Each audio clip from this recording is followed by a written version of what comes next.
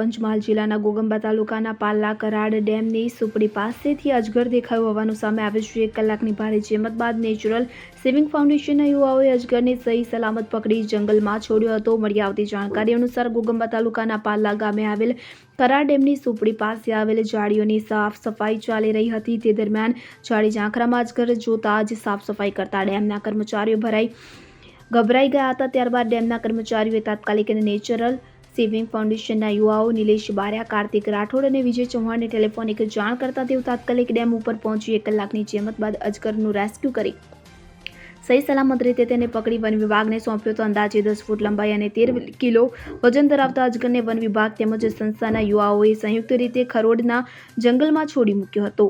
યોગેશ કનોજિયા સાથે scene 24 news ગોગંબા। હવે જુઓ દેશ દુનિયાની તમામ ખબરો તમારી આંગળીના ટેરવે।